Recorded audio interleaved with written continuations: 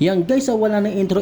Salamat pala kay paring Christopher. Binigyan niya ako ng customer. Alright, thank you. Ngayon guys, ito pinuntahan na natin. Yan, nakikita nyo guys oh. Yan yung sira niya guys. Kikita nyo? Panel issue yan. Nagkaroon na ng vertical line o handbars. Sana okay pa yung kabilang side niya. Pag ito kabilaan side na, medyo mahihirapan na ako dito. Yan guys, na troubleshoot natin.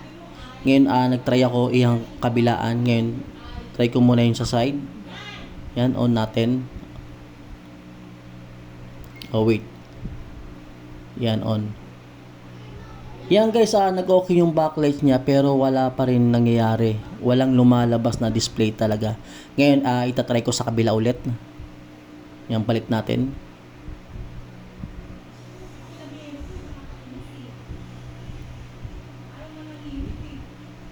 Yan guys, itatry ko tanggalin yan. Okay, nakabit ko na yun sa kabila.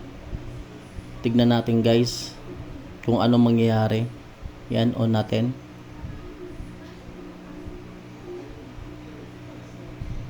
Ngayon, pagka on guys, ganito na naman ang nangyari.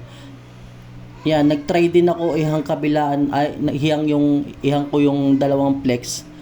Buo naman yung supply ng T-Con. Yan guys, buo naman. Ngayon, may ginawa ko ngayon guys dyan. Yan, nakita ko na yung pinaka-issue. Ngayon, hindi ko na ipapakita kung paano ko siya ginawa. Yan guys ayan makinis na. Wala akong pinalitan na pyesa yan guys. May nakita lang akong short sa top board. Yun lang tinanggal ko. Alright. Yan guys nagulat si madam, nagawa. Diba? Yan guys, natsambahan lang natin dahil sa tulong ng tester, nakita natin yung issue. Yan guys, yung pinaka the moment of truth na, okay na. Yan guys, yan na guys. Alright.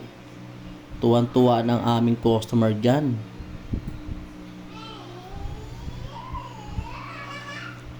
MI 55 inches. Kalahin mo yun, kabilaan issue pero natsambahan pa rin natin.